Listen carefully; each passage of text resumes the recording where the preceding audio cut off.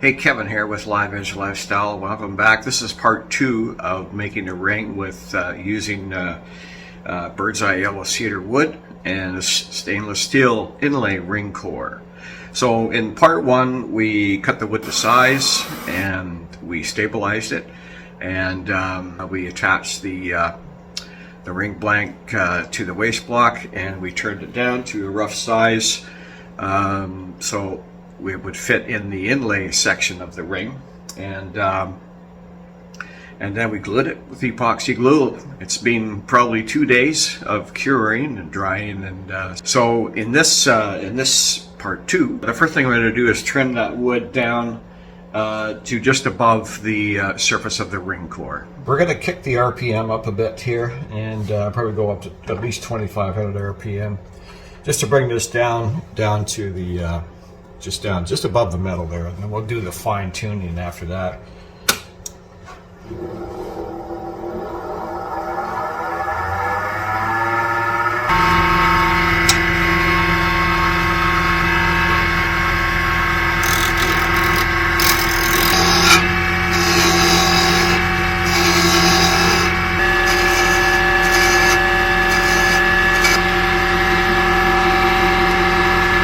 Okay, so we are now just above the surface of the core. Okay, so we have the wood now is flush right down to the metal. So now what we want to do is, I know there's a lot of turners who will use something like a skew to bring that down a hair. But I find that it's too unpredictable, and so that could there's so little material there now. It's very fragile, and so all we want to do is take that down just a hair, so that when we put our acrylic resin in there, it's going to be, that acrylic resin, when it hardens, is going to be the same height as those shoulders on the ring core. So that's the goal there. And so this lathe has reverse, so we're going to reverse it, and we're going to kick it up to about maybe 1,400 RPM.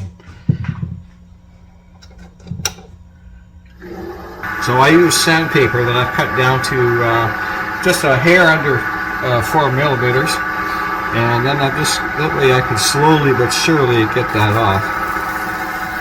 And I'm using I think it's 180 grit sandpaper. I just applied a thin coat of it's UV resin, and so with the lathe, I changed the belt lathes, and I'm down to what am I down to? Yeah, 256 RPM. So I'll just turn this off a second. You can have a look where it's at. See, that's where a little bit too much came off. You can see some of the metal down there, but we can fix that.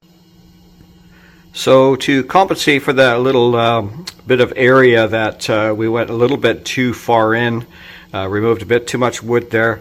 And remember, this is yellow, bird's eye yellow cedar, so there's so many defects in this wood. It's just a matter of luck sometimes if you get it exactly right. So a bit of glitter in here to sort of conceal that, and actually it might add a bit of flair. Okay, so now we're at our last stage. Up to this point, we've got a pretty cool looking ring. If you can see it there or not, but now we're going to do the 3-stage waxing process. 1, 2, 3, and so that will polish it up real nice. Now the thing is that what I did was for finishing, once I got everything where I wanted it, with the wood where I wanted it, in relation to the inlay channel, there was a couple of defects, and there was also because there's no there's not a lot of room for too much wood if you want to go slightly below those shoulders. So what I did was, after I applied after I did that, got it where I wanted it, I applied the acrylic resin.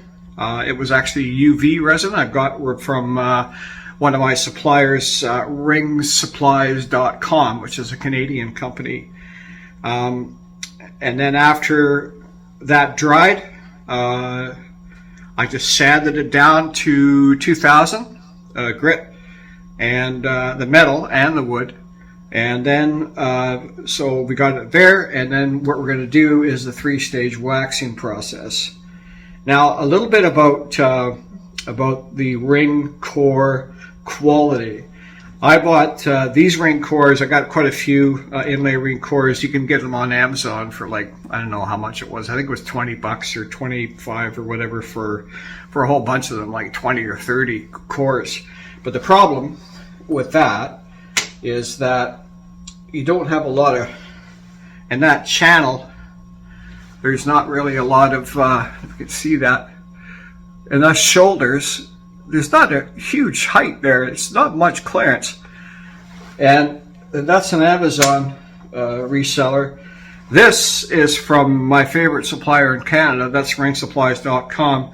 And that's a similar, I think this is a size 10. That one was a size 9 I just showed you. But you can see there's so much more room for material there and less chance of, disintegration of, of wood, which has happened to be on the one that we just did. But it's still, being an inexact science, you can still do things to sort of cover up those oversights. And this was basically the first ring I've did in about 3 years, and I'm happy with it. All things considered, I'm happy with it. So let's get to the waxing, and then we're gonna just clean it up after that with the Dremel tool. All the wax stains that I'm going to get on the inner core, inside the core, and all around through there. So I'm going to use a Dremel tool to polish that up as well, the inside, so it feels nice and comfortable on the finger. Time to do the polishing, and first thing I got to do is apply the wax to the wheels, and we'll see what we can get this thing polished up.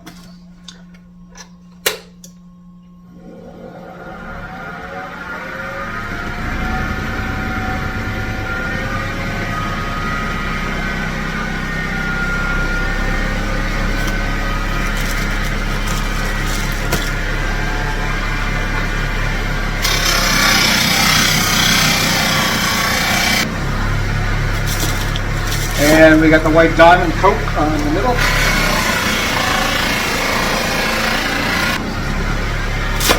And then we have the finishing wax on the last wheel. Okay, so now we can start polishing, and I don't want to put my fingers in there, so I use one of these. Down there.